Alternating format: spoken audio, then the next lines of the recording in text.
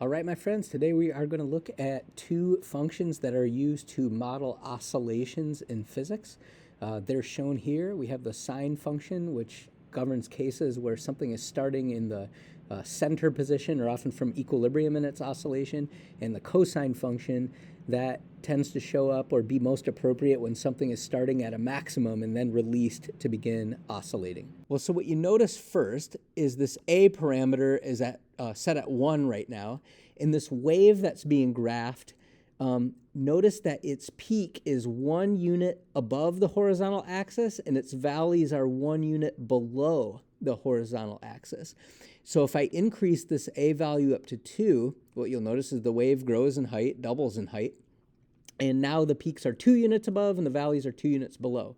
So this A parameter is what's called the amplitude of this wave, right? Now the only possible point of confusion really with that is the peaks are at 2 and the valleys are at -2.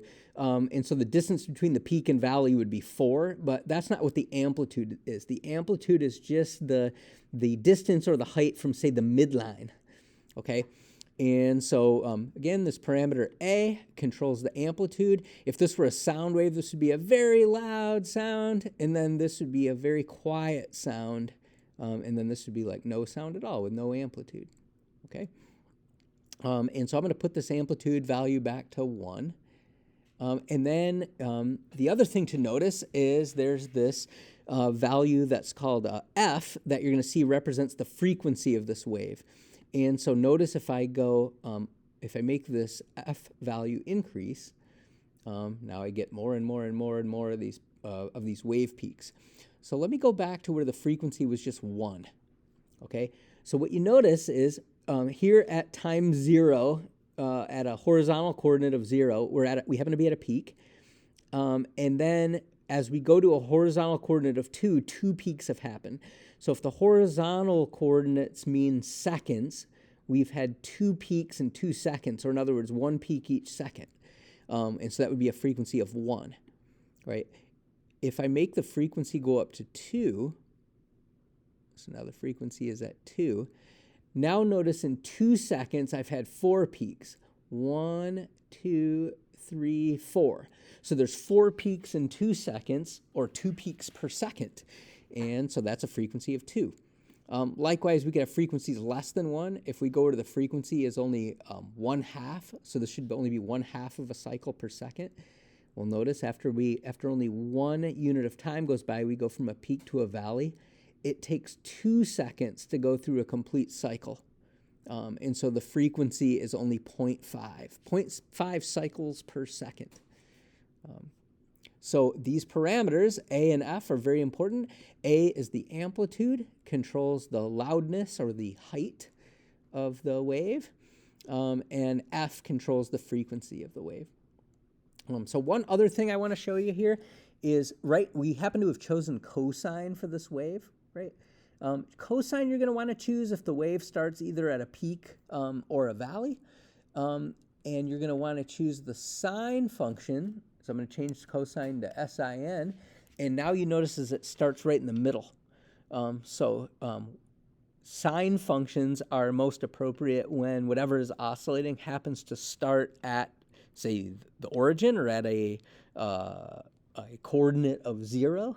And a cosine would be most appropriate if you happen to start at a maximum or a minimum. All right, let's look at a few specific examples of using these oscillation functions. In this example, we have a mass hangs vertically from a long spring, and it's at equilibrium at the location y = 0. It's then pulled up a distance of 3 meters and released at t = 0 seconds. And what we're supposed to do is get its position as a function of time using one of these model functions. Well, the first thing to notice is that the oscillation is going to start at a maximum because it's pulled up to 3 meters and then released at t = 0. So it's going to bounce back and forth between +3 meters and -3 meters.